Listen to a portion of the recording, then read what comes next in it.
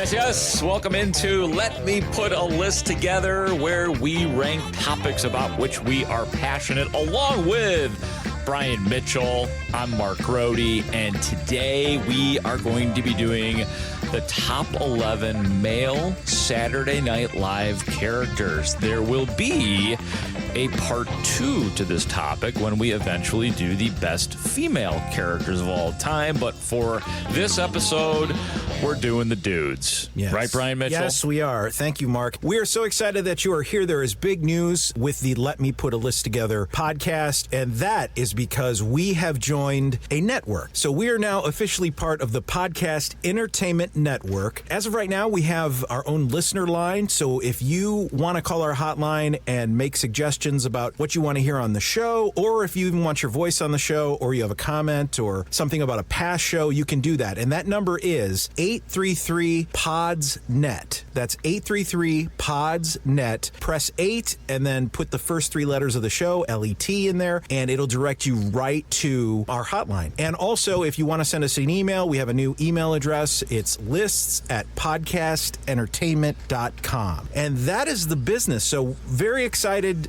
Mark is very excited, I think. It's a whole new world, Brian Mitchell. Yes, I am. I'm excited. A lot of hard work has gone into putting this together. So, yeah, we hope it opens up like more interaction with you guys and reach an even bigger audience than we have right now. We appreciate each and every one of you that listens to Let Me Put a List Together. And we're pumped. So here we go. Top 11 male Saturday Night Live characters. And these are the ones that were randomly chosen by the Choose-O-Meter. And we got all these new little goodies. Yeah, well, tools. the budget has been upped. I mean, you can't, not everybody gets a Choose-O-Meter. Only the biggest of the, it's like, let's put it this way, we're 50,000 watts. What else am I going to say? You know what I'm saying? All right, here we go. Opera Man, Adam Sandler, Ed Grimley, Martin Short, Hans and Franz with Dana Carvey and Kevin Nealon. Also, Wayne and Garth, Dana Carvey and Mike Myers, Mr. Robinson, the classic Eddie Murphy, Unfrozen Caveman Lawyer, Phil Hartman, Samurai, John Belushi, Matt Foley by Chris Farley, Dieter with Mike Myers, Stefan with Bill Hader, and Church Lady, Dana Carvey. So as we go, you know what we do, Mark. You are starting us at number 11. Did you like the excitement in my voice? Oh yeah, you've got the energy is totally different, man. You're at a 10. You're at a 10 right now. I'm network. Right yeah, now. You're network. Podcast Entertainment Network, feeling it. Right. The whole thing can only go downhill from here. So for number 11 on this list, you ready? Here we go. I'm going to go with The Samurai by John Belushi. Now, this is the only one that I'm going to read directly from. I have a snippet here that I would like to read to you about it that describes it better than I could have. And this is the way they describe it. He had a dedicated concept of honor, spoke only mock Japanese, and wielded a katana, which is a sword essentially, during the sketches featuring the character that showed him in different occupations that would not be expected for a samurai. He always performed his tasks perfectly despite scaring his clients quite a few times. That is right off the biography of the character, and I thought the way that they worded it was hilarious. But when I watched those episodes, and I did go back and watch a few on YouTube, you're always like, the whole time I'm watching, I'm just waiting for the sword to come out. It's like he's having the dialogue, whether he's working in a restaurant or he is at a business, whatever, hotel, but it's just like, keep an eye on the sword, always on the sword. And to me, one of the best ones was where he worked, I think it was like at a deli or something like that, and he's cutting the sandwiches with his massive sword.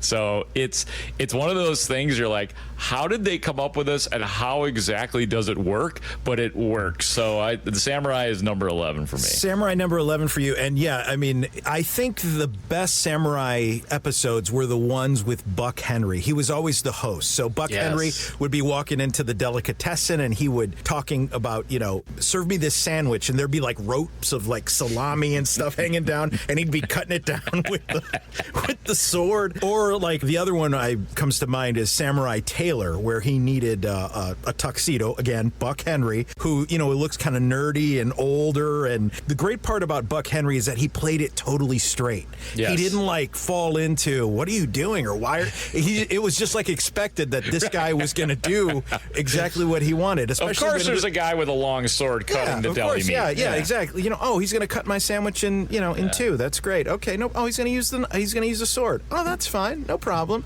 Yeah. So him playing it straight totally made it awesome. And of course, the great John Belushi bringing that. It was a lot of grunting. I thought. Yeah. Right. It doesn't really sound like Japanese. You're right. It's no, more it sounded like more like grunting. just this overall grunt. But yeah, John Belushi. I think that's a good start at number 11. I would have had him higher just because he's the great John Belushi. Yeah. But that was a great start. It sounds like do you remember that episode? I mean, did you ever see I'm sure we were too young to see the actual Saturday Night Live, but I saw a lot of those reruns. Oh, yeah. No. I saw tons of them. Yeah. No, I used to be big into the original early SNLs in reruns. So, yeah, no. Let's not be insulted that it's number. Look, anybody that makes the list, you've already made a certain cut just to get to 11. So somebody's got to be 11, and Samurai is it for me. Okay. Apparently not for you, though, Brian. You just want to fight. No, there's no fight. There's no fight needed. That's fine. Fight. All right. Yeah. By the way, you're listening to the Podcast Entertainment Network's Let Me Put a List Together. Yeah. I just wanted to get that in there. Sounds good. Anyways, number 10 is going to be, for me, Martin Short as Ed Grimley. Oh, yeah. Martin Short, of course, real popular on SCTV in Canada.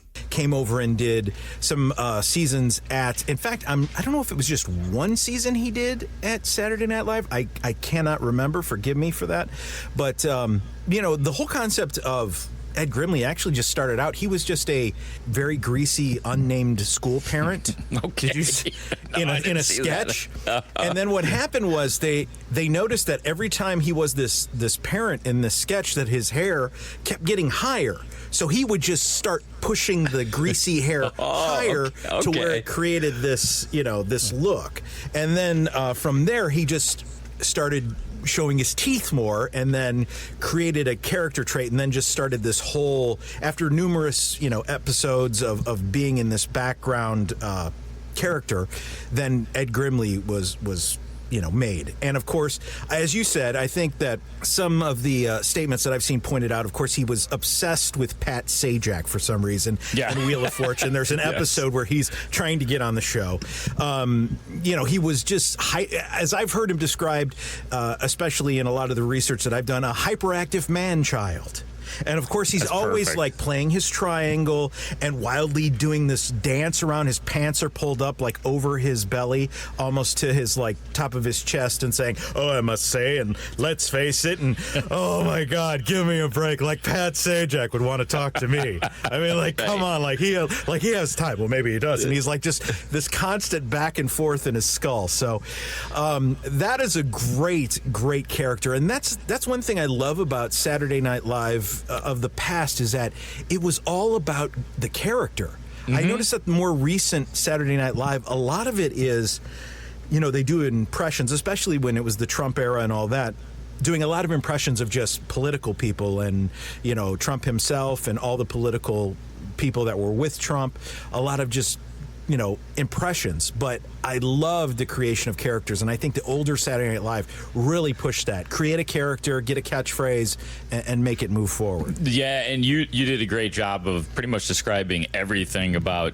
Ed Grimley. I will say this, before you made a little sense of the blueprint of the character and where Ed Grimley came from, when I watched it, I was like, I don't know what Ed Grimley is. I don't know why he looks like that with the pointy hair. I don't know why he is over tucked all the time.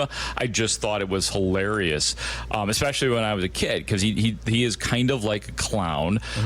He is in your face. He demands your attention 100% of the time that he's in the room with whomever he is. Like, he can't just sit there. He needs your attention at all times.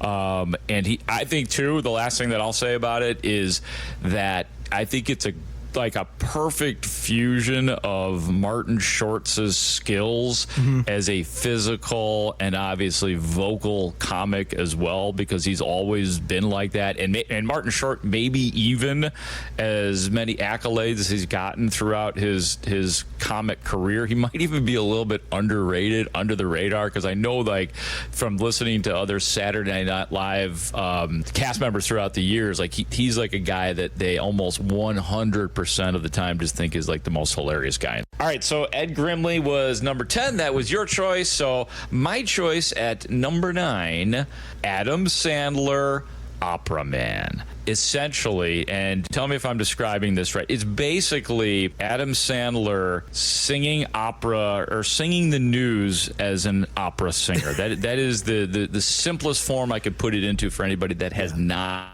seen it. He's singing headlines, like news headlines, right, as an opera singer. Yes, exactly. And he adds his own little operatic Italian accents and vowels to the end of everything. He's got the long hair, he's got the cape, and most important, I think, the hanky that he holds in his hands too.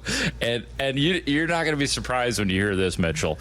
But the one that I always go to and rewatched earlier today is where he's talking about, yes, my guy Eddie Vedder, and he's doing a even flow. No Time Magazine, no Pearl Jam, no like Nirvana, no. So it's like that, and there's my guy Eddie in the box up at the top with Adam Sandler as Opera Man serenading him and everybody. So it's almost like the Opera Man is almost like a serenading / roast / Opera Man singing the headlines. So I got him firmly at number 9. At first, he used to use like a lot of Italian words, but then the later sketches, of course, he started moving more to like English and less Italian. And as you said, he was just adding A's and O's on the end of English words so they would rhyme. But yeah, I mean, just pointing out, one of the highlights that I'm seeing right now is when Tammy Faye and Jim Baker, and if anybody remembers Tammy Faye, she passed on, of course, R.I.P., but she used to have this heavy-duty mascara that she used to wear. And of course, Opera Man's, when he sees a picture of her and she's in the news, he says, mascara, mascara, you know, and he's got that, not only that, but he's got that hair that comes like shoulder length, black hair just parted in the middle. Straight, I mean, straight up. He's in a tuxedo. I mean, he's looking nuts. Again, a character, and it would play almost every week. There would be some news headlines that he'd tackle. And I think Opera Man was definitely, you know, when you're first starting out your career at Saturday Night Live, a lot of people get on the, what's it called, Weekend Update. Right. And they try out things and characters and stuff, and they become staples. And this, I think, was one of Adam Sandler's huge breakout characters, and it was only during a Weekend Update. So I love this one, and yeah, I think that's a good spot for it at number 9. All right, so the quick review. Samurai 11, 10, Ed Grimley, 9, Opera Man. Opera Man, Adam Sandler, that was my choice. So now, Mr. Mitchell, what do you have for number 8 on our list of top 11 SNL male characters? Well, I am going to go with a duo here. This is Hans and Franz. Okay, no, that's cool. I think that's rather appropriate. Yeah, you know, Hans and Franz, it's a great joke. I mean, when you first start seeing it, there's a lot of things to unwrap here. Dana Carvey's weird-looking fake muscle body, and then he's got like some sort of spiky hairdo, and he makes this goofy like smile at you, and he's like, you know, he's a girly man, and all this stuff. And then, of course, Kevin's character is more like, the only thing he understands is working out and looking totally like Arnold Schwarzenegger. Exactly. But, of course, it had the catchphrase, we're here to pump you up, and all of that, and that's what it's about. It's about the catchphrase, it's about those characters, and I think with Hans and Franz, I didn't know this, but this was actually started, I guess Kevin Nealon was doing like some sort of comedy tour. I guess when Saturday Night Live was off, he was in Des Moines, Iowa, and he saw Arnold talking, I guess, about weightlifting, muscle building, and then he brought it to Dana, and that's kind of how it started. They started talking like Arnold and all that, and then became Joe Gurley Men and Hans and Franz and all about pumping up. And that's how the show was started. But this was almost going to be a movie. Really? Yeah, they were almost going to make a movie out of... wasn't there a Hans and Franz movie No. Okay. They were going to do it, but here's the reason it got canceled. Actually, they had kind of Arnold Schwarzenegger in on it. They also had Conan O'Brien as a movie writer, and there was one other comedy writer that was involved. And Arnold was going to be involved, but then what happened was Saturday Night Live had like two really bad movies. I guess the Stuart Smalley movie really didn't do well, and It's Pat that didn't do well.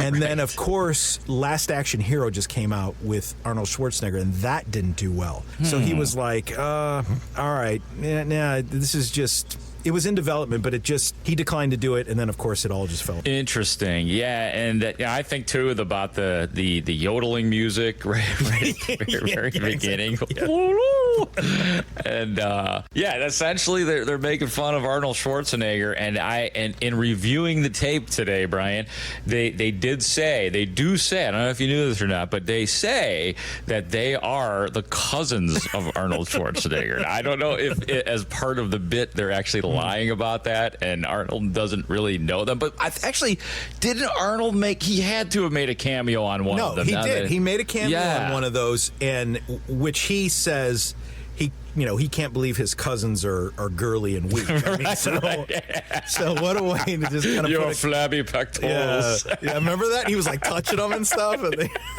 the big gray Rocky sweats, it's like Rocky One sweats. It was basically like a muscle outfit with just a weightlifting belt. Right, with a weightlifting belt. If you want to play games, let the games begin.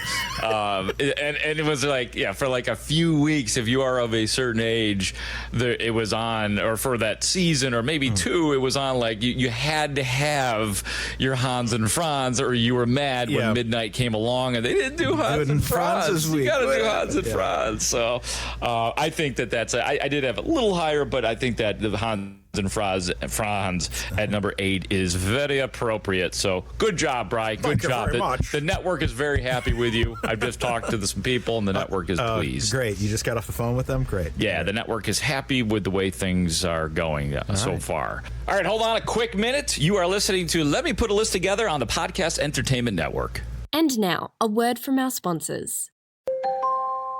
Dan Cronin tweeted, "I was lonely for a little bit, but fortunately, I got yet another email from Untuckit. Dan, if Untuckit can cure your loneliness, don't wait for an email, just put one on. There are so many occasions to break out your favorite shirt. There are Zoom calls, Zoom happy hours, Zoom coffee breaks, Zoom weddings, and Zoom Zooms, which are Zooms where you schedule other Zooms. Dan, no matter what the occasion is, you'll be the sharpest dressed person there. Find your shirt today at untuckit.com. Papa, why can't we telegraph while riding a horse? Son, there ain't no one to blame but Jeffro. He was riding old Betsy the Stallion, tip-tapping away at his telegraph, when blam! Ran right into the side of the saloon. Well, if Jeffro can't do it, neither should you. Don't text and drive. Visit StopTextStopWrecks.org. A message brought to you by the National Highway Traffic Safety Administration, Project Yellow Light, and the Ad Council. Share your thoughts about the list by emailing lists@podcastentertainment.com.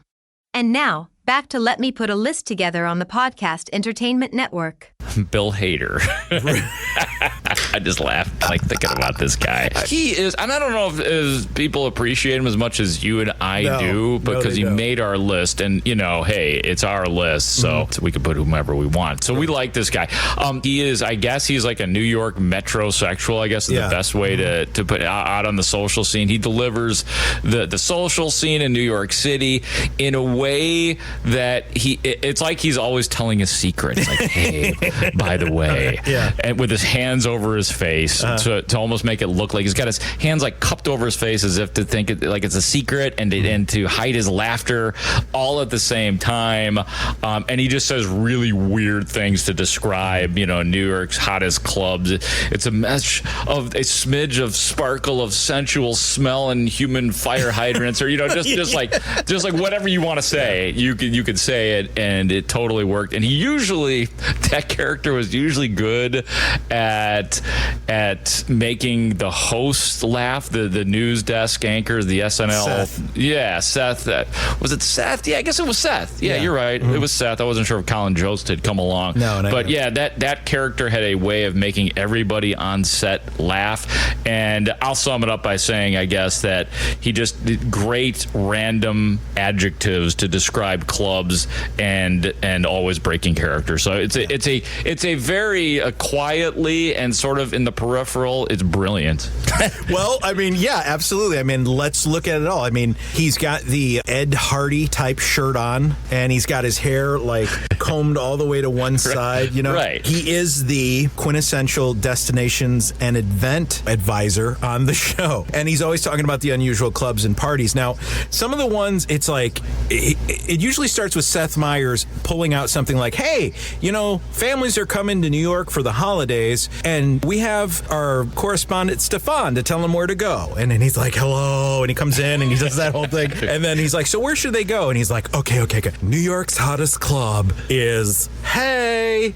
He's like, and then he goes something on ridiculous. Yeah, something ridiculous. And then John Mulaney actually is the writer of this. Really? And I've heard this somewhere that some of the stuff would be rehearsed, but that John Mulaney would actually add like things like last minute to where Stefan or Bill Hader would not know exactly, and he'd just be reading from cue cards. And when he covered his mouth, it was usually so he wouldn't laugh and break character because some of the stuff he was saying, he's like, "New York's hottest club is Hey," and he's like, and then he's like, "This place has everything. It has, you know, a guy in a Cosby sweater, Spud Webb, a child." And he's Spuds like, McKenzie. Yeah, and he's like, "And the bouncer at the front is a bulldog that looks like Wilford Brimley, and the password is diabetes." And then he covers his mouth. And then that's it. So, but and he's got the rings on and everything. The it's thing beautiful. is that it's. I always notice that Spud Webb is in there somewhere all the time. He's like, another one I've heard is a Russian guy on a treadmill in a Cosby sweater. I mean, like, who thinks? Right. Just like, random shit. Put together the most random stuff you could think of and just make him read it, and that's what the hottest club is. So, but this is genius, and I mean, you can't get away from it. It's so fun. He's so lovable. He's in love with Seth Meyers. He is Stefan is. So, all right. Bill Hader doing a great job, and Bill Hader is just. If you ever heard any of Bill Hader does the best Al Pacino impression my God, I've ever heard. Oh yeah. He also does a killer.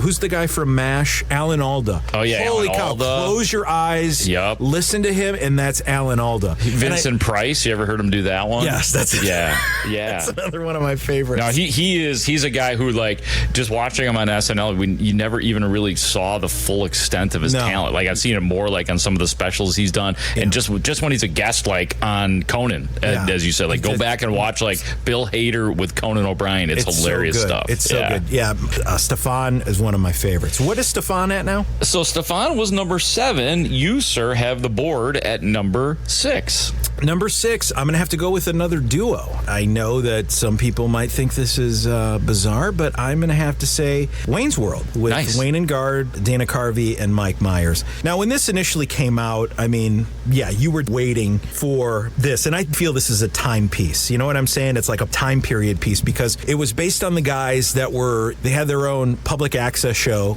kind of like what podcasts are now. Everybody had a public access show, and it was in their basement. In Aurora, though. In Aurora, which also Illinois. made it cool. Yes. They were just two guys that were into rock and roll, that were into chicks, and that's all they talked about. They talked about classic rock and roll, chicks. They had the ripped up jeans, and they had all these little nuances phrases that they came up with, like swing, and talking about the different models. She's a Abraham Lincoln, and so Wayne's World, it started out as an awesome skit on SNL, and then of course it broke out into the movies, and they had 2 great movies, I thought, and it had a lot of different Saturday Night Live characters in it. Yeah, Wayne's World, a great character. I think just over time you just get tired of it, you know, and I think like it's just a place for itself. Oh, yeah. And that, I mean, like, I couldn't watch those shows now. Like, yeah, well, here's what it is. It became so much a part of our language and our lexicon. I mean, to their credit, like they got in all of our heads with all of the like swing, like you said. Did they? I think they might have even started the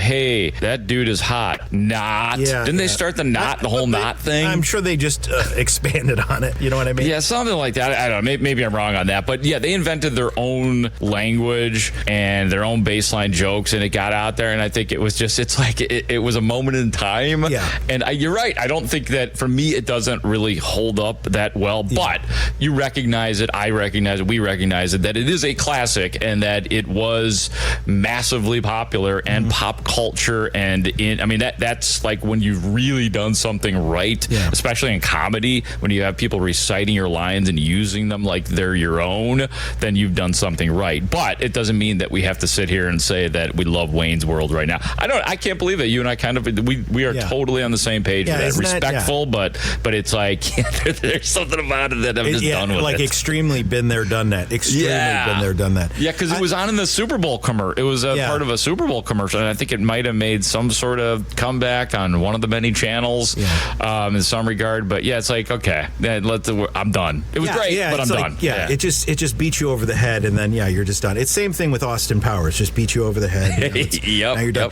I will say that Dana Carvey's Garth Algar is, I thought that was a great character, and the way that he pulled it. You know where that character came from is his brother. Ooh. Oh, really? Okay. Yeah, okay. His brother, I guess, Dana, and I think he said on one of his interviews or maybe his comedy special, he was like, hey, Dana, what'd you do today? Oh, I hung out and did skateboard. Hey, whatever his brother's name was.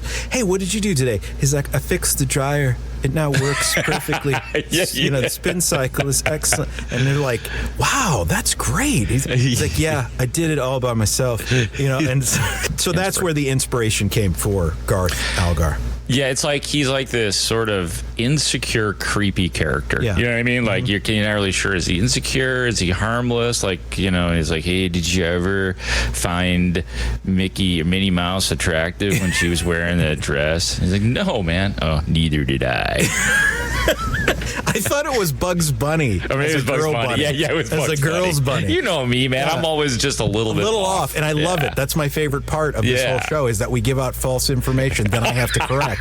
You're the fact checker. I'm the fact checker of the show, so that's good. You're always there. You don't even have to fact check. You just know, and you know that your boy Grote is going to botch some things. Yeah, he's going to say a wrong lyric, and then I have to correct him. Yeah, exactly. That's why we work. That's why this show made the network. So he's just always one word off. It's always one word off. It's true. I'm always one word off. You're right. And thank God. I don't know. Maybe it's annoying, but you're always there to correct me. No, it's fun. It's fun. No, you're right. It's fun. That's why we work. All right. I have no idea what number this is because I'm not writing this down. It was number 6. Number 6. All right. So that was number 6. You got number 5. So who is your number 5 going to be? Here we go. This is one of our favorites, you and I. Maybe one of the most quoted between you and I. It will be Dita. Oh, yeah. Dita from Sprockets. This is the time we like to dance on Sprockets. Join me, Mr. Mitchell. It's like a live late night variety show on German television, essentially. They have a monkey. This is the time we like to dance and touch my monkeys. Rockets. Don't forget, you're wearing your hair slicked back. You're wearing John Lennon glasses and a turtleneck. Black turtleneck. All completely black outfit with turtleneck. Everything is totally serious. There's no humor, no sense of humor whatsoever in their eyes. It is serious and it feels serious, but we don't know why, and that makes it absolutely hilarious. I mean, I considered making him my number 1 just because, Dieter's Dieter, but I'm going to go with Dieter at number 5. It's all about the uncomfortableness. He's completely uncomfortable. Uh-huh. Are his guests uncomfortable? I don't know. I think they're just part of it. Yeah. I heard him described as bored and disaffective. Oh, that's great. Is that disaffected, right? Yeah. And like I don't know if it says this, but he is humorless. Mm-hmm. It's funny, but it's not funny to him. It's dead serious. Exactly. I was listening to Kraftwerk, the German electronic group, and they have. Everybody knows that. Yeah, group. of course. Yeah, everybody. So I had the album, and I was listening to these other popular songs, and then like the album just kept playing, and I'm saying album, but maybe it was a CD. But anyways, it played, and then all of a sudden this song came on called Electric Cafe. Oh. And it goes, and it sounded like do do do do do do do do do do do, and I'm like, that's the Sprocket theme, but it's extremely slow. Yeah, I was going to say that slowed down. So I looked it up, and that's what they did. They sped it up to 45 RPMs and then looped it. So that's why it sounds like it's ding, ding, ding, ding, ding, ding. Oh, that's amazing. Yeah, so listen to Electric Cafe by Kraftwerk, and that is the theme to Sprockets, but that's the normal Electric Cafe. Anyways, some of the best quotes, and Mark, we have always been fans of Dieter quotes, so let's go through some of them. Okay. Our favorite one is, "Your story has become tiresome." So that's what happens when Dieter is bored with what you're saying or bored with a guest. Of course, "I'm as happy as a little girl," pinching his shirt as the nips are pointing out. Another one, "His agony was gorgeous. I need to be slapped." I find you repulsive, yet I want to take you out and give you flowers. "Your presence intimidates me to the point of humiliation.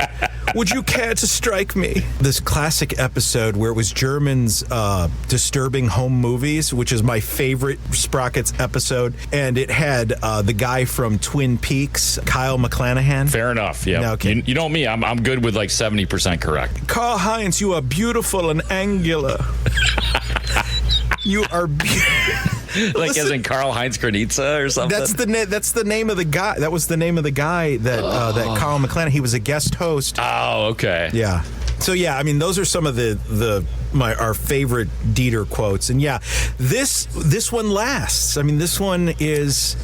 I still find this as funny as I did, the first times I saw it. So this one had lasting power, and I guess maybe because it wasn't made into a movie and it wasn't, blown out of proportion. It was like still kept in. It's like that band that you love that no one else likes, and it's kind of like your little secret, and maybe a couple of buddies like it, and that's about it. And it's all your personal. Well, like it's our personal little inside jokes. It's like there's nothing like, "Mitchell, I can't believe you're doing this.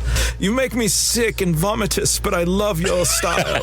It's like I'm trying to figure out the good analogy for this particular skit. I think it's I want to say like a B-side almost kind of thing, but it's really not. It's just not the first song on the album. Yeah. That's what I think like. I think there's a lot of people who appreciate it, and people who do you could totally talk to, but then there's some people who have no idea, no remembrance of it whatsoever, but it needs to be fully appreciated. Yeah, absolutely. So that would be Dieter. That is number 5. Dieter at number 5. I took Dieter. Your selections slay me, yet I find your face beautiful, Mr. Mitchell. All right, I would say we're going to move on to number 4. Yes, after that exciting. Yes. Here we go. Dieter. Here we go. Hold on. Hold that thought right there. We're going to take a quick break. You're listening to Let Me Put a List Together on the Podcast Entertainment Network. Enjoying this podcast? Be sure to check out all the other PEN podcasts by visiting www.podcastentertainment.com. Dan Wilbur tweeted, "Got an email from Untuckit. Dude, every shirt's an Untuckit shirt right now. Mr. Wilbur, I just don't know if that's true. Every man deserves to wear a perfectly fitted Untuckit that falls at just the right length. However, due to production limitations, we can't make enough Untuckit shirts for every man on Earth. Lots of men are still wearing poorly fitted traditional shirts. Keeps me up at night. Find your shirt today at untuckit.com. Neil Armstrong waited 6 hours and 39 minutes to step onto the surface of the moon. Jackie Robinson waited 20 months to play his first game with the Brooklyn Dodgers. And even DiCaprio had to wait 22 years to win an Oscar. You can wait until your destination. Don't text and drive. Visit StopTextStopWrecks.org. A message brought to you by the National Highway Traffic Safety Administration, Project Yellow Light, and the Ad Council. Get in touch with the show through the PEN listener hotline at 833-PODS-NET. That's 833-763-7638. And now, back to Let Me Put a List Together with Mark and Brian. It's getting Number 4 is going to be Mr. Robinson and Mr. Robinson's Neighborhood. First appeared on Saturday Night Live, February 21st, 1981, by one Eddie Murphy. And as you know, it is a playoff of Mr. Rogers' Neighborhood, who everybody hopefully still knows who Mr. Rogers is. I think they're playing his reruns on PBS, hopefully. But Fred Rogers, quiet, loving, sweet character for children, teaching how to tie your shoes, I guess. I don't know. What else did Mr. Rogers do? He had the neighborhood of make-believe. Right. King Friday and all them that boys. Stuff. Yeah. And then, of course, Eddie Murphy flipped that, and he was like, okay, so what if the television show was based in a real crappy apartment by a black guy who was running away from his landlord and, was stealing stuff and was trying to sell it? What would happen there? And that's how you got Mr. Robinson's Neighborhood. And he also did the whole, talked very soft, and he also had the music in the background, that diddly-diddly-dee, and all that stuff. He had a theme song like Mr. Rogers, who wore a sweater. And my favorite part of the Mr. Robinson Neighborhood is always, he's like, wait, there's somebody at the door. Who is it? And then it'd be somebody at the door. It'd be like his landlord, and he'd be like, Mr. Robinson, I need the rent. It was like, ooh, Mr. Robinson gotta leave, and he'd go like run out the window. We'll see you next time, boys and girls. So he'd take off out of the window while somebody's banging down the door. But yeah, that's my favorite part. Who is it? He'd be all soft and sweet talk, and then of course he had to play tough guy. Who is it? Who is it? Yeah. And he always said he had the word of the day, and in that particular episode, the original word of the day was Xmas, like as in Christmas, because it was Christmas time. And then when it was time to get out the window, he said, the new word of the day, boys and girls, is escape. Out the window. Yeah. And that's what he did. So I don't know if you grew up at that time of Eddie Murphy. It's like, I just don't, that was so cool back then. I mean, it was so edgy and cool, and I mean, it was just creative and new and funny, and he's the GOAT, man. As far as I'm concerned, greatest of all time. He was so funny and creative and young, dude, coming in like 18, 19. Yes. I mean, and just becoming a superstar. And good for Eddie Murphy, man. I always liked Eddie Murphy. Everything that he's done, I mean, except, Dr. Dolittle, but, he had a few duds as movies, there's no doubt. And I think as he got older and he had kids, I think he had to tone it down. And I think that's what he did. I mean, when you're young like that and, you're just going buck wild and, doing all that and F word, F that. And then when you start having like 19 kids like he has, I mean, you got to kind of tone it down, I think, for a while. So. Yeah, exactly. You can't, Raw 2 is not coming out anytime soon. Exactly. But I like it. I like that you have him in the top 5 at number 4. So Mr. Robinson's Neighborhood, Eddie Murphy at number 4. Okay, I am up for number 3, Chris Farley as Matt Foley. Okay. And the genesis of this is that you have your average white American family. The mom and the dad decide that the kids need a motivational speaker, and that is the very large Chris Farley as Matt Foley. I am 35 years old. I am divorced, and I say with me, Brian, I live in a van down by the river. Right. And it's his size. I mean, his size always added to the caricatures that Chris Farley did, but him in his ill-fitting, poorly styled sport coat and pants, and just constantly turning around, pulling up his pants.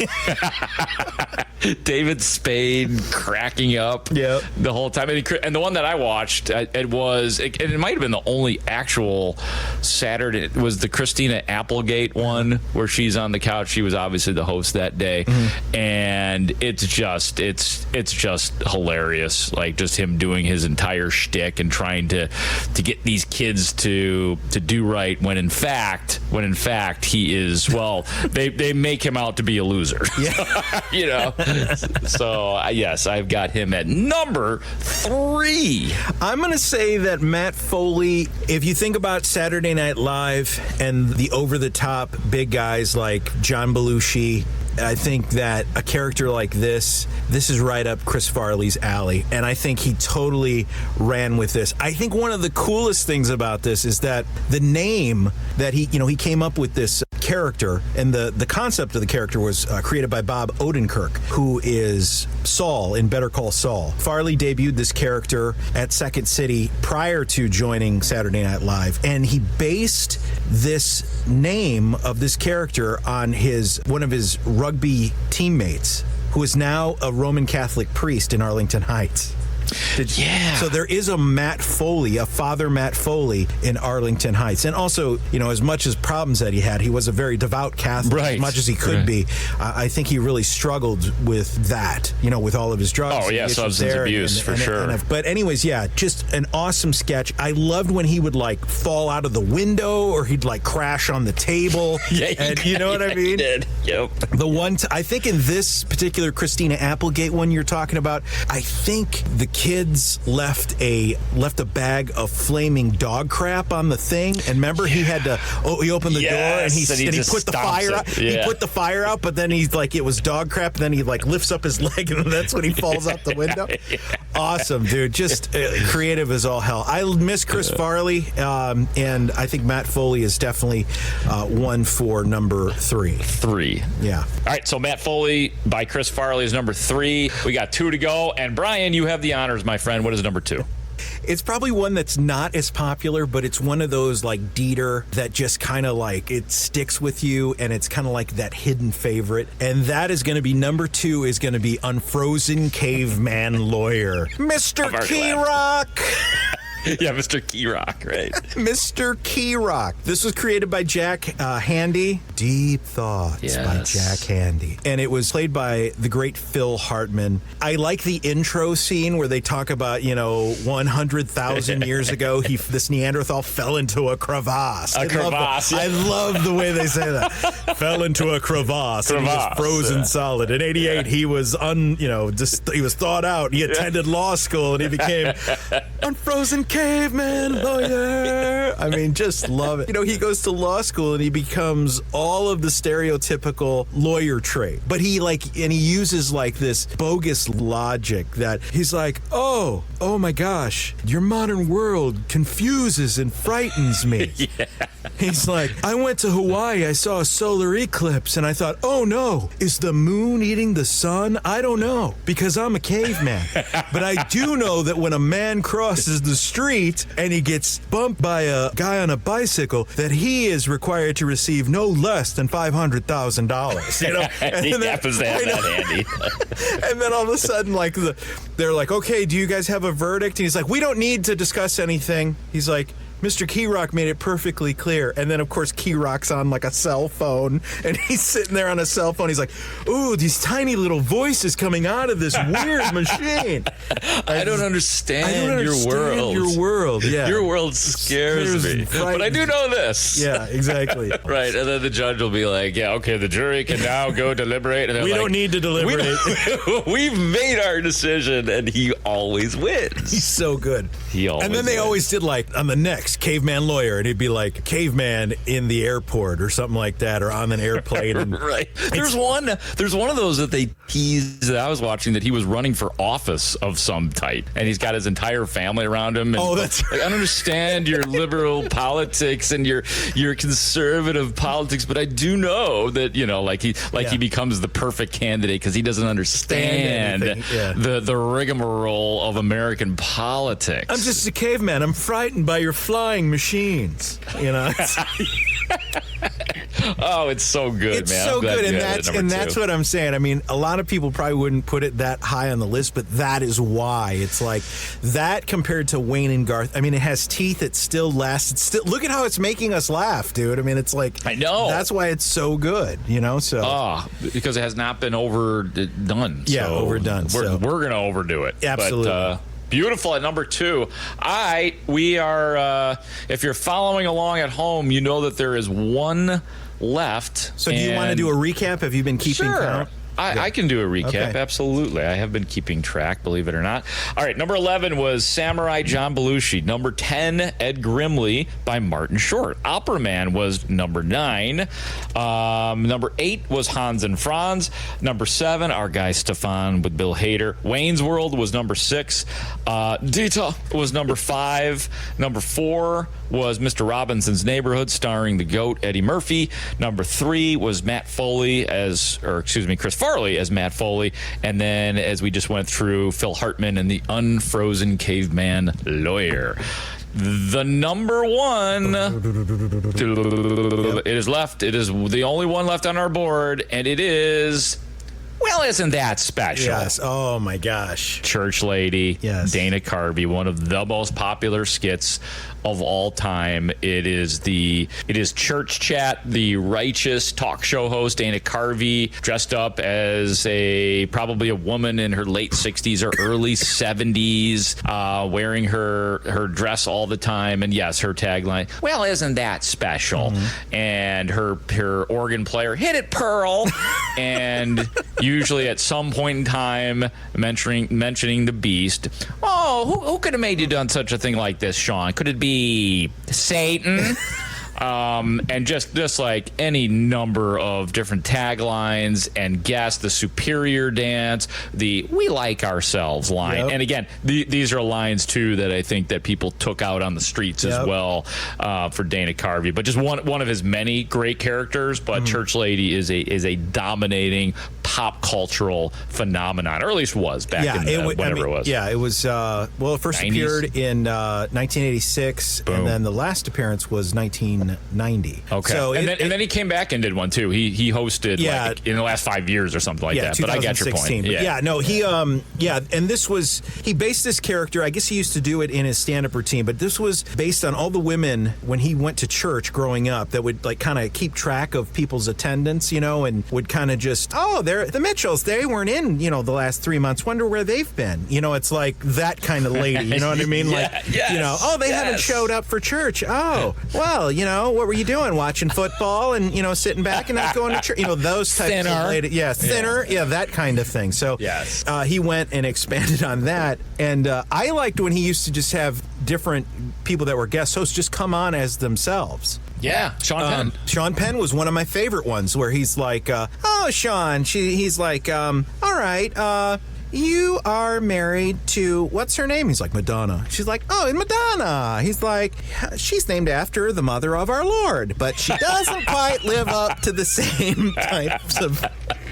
And there she was, dancing around, her ball-bust buttocks gyrating to the light of little preteen onlookers, and all of a sudden, like, Sean, of course, the reason why he just goes off and belts the church lady. He hits her. The reason why that is because he was in trouble for, like, hitting paparazzis and stuff, so that was kind of playing off that, and of course, then he knocks her out. I just thought that was hilarious. Our naughty parts are tingling. Dude, I bet you could do the church lady dance too. I used to honestly. I could see you doing this that. was like this was fodder for the next week at school. If you could master one of these impressions. I mean, I used to do Bush. I used to do church lady. Right. And our ball bust buttocks gyrating to light of little preteen onlookers. That's very good. All that. So, So what about you? Oh, you already covered this, right? Yeah, I covered it. So now, do we want to do our individual lists? Yeah. Okay. All right, so number 1, hands down, Dana Carvey as the church lady as our number 1. All right, dude. So if you want to do your personal list, let me see what you got. Okay, number 11, I had Samurai. Number 10, I went with Opera Man. Number 9, Stefan. Number 8, I had Ed Grimley. Number 7, I have Wayne and Garth, Wayne's World. At number 6, I had Hans and Franz. With number 5, I did go with Dieter. My number 4 pick, Matt Foley, the motivational speaker. Number 3, Unfrozen Caveman Lawyer. Number 2, Church Lady. And I did go with the GOAT, Eddie Murphy, Mr. Robinson's Neighborhood. What have you, Mr. Mitchell? All right. I have number 11, Ed Grimley. Number 10, Hans and Franz. Number 9, Wayne and Garth. Number 8, Unfrozen Caveman Lawyer. I'm glad you did rank that higher, though. I'm a little surprised you have it there, but carry on. Yeah. Number 7, Opera Man. Number 6, Samurai. Number 5, Mr. Robinson. Number 4, Matt Foley.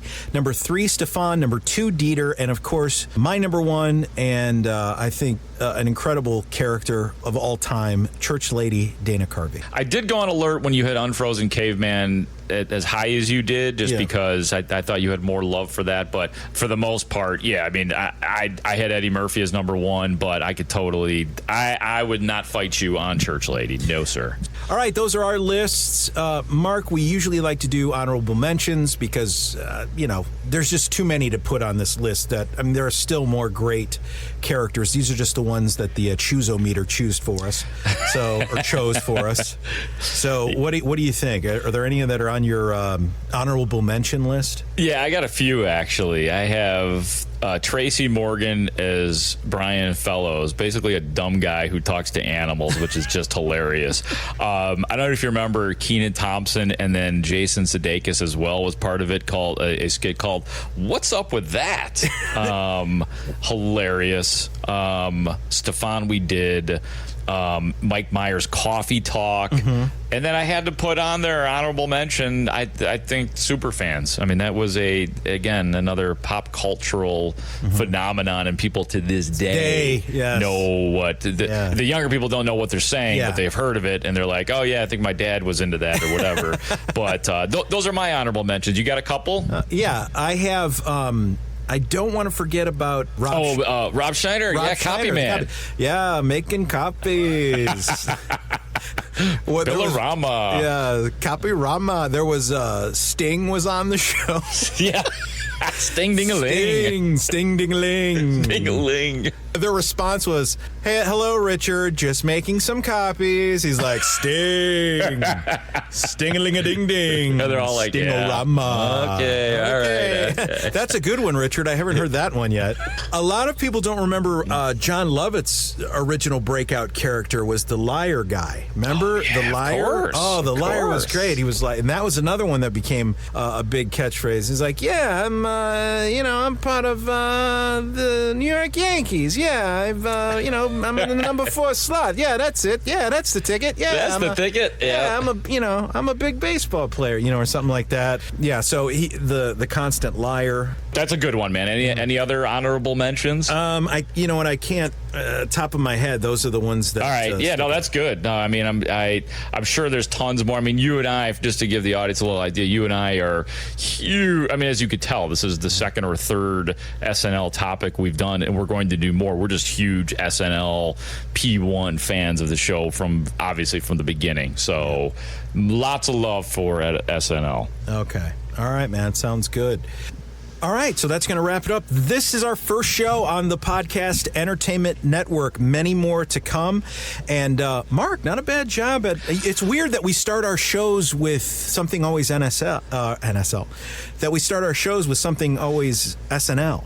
Yeah, I mean, the first show when this podcast was nothing, there was no consideration of it being an affiliate on a network or in any way, shape, or form. And now here we are on the Podcast Entertainment Network with our very first show and many more to come. We've got so many we got a backlog of lists that we want to bring to you guys. And you could always suggest lists to us or react to our lists on social media, whether it's on Instagram or Facebook or Twitter. You could find both of us. You could find the Let Me Put a List Together social media spots, and we really do. We really, really love your feedback, and it's okay to disagree with us as well, because that's our list. You can make a list too, and you can definitely disagree with us, because it's what it's all about. That's why we're doing this, because, start a list, make an argument.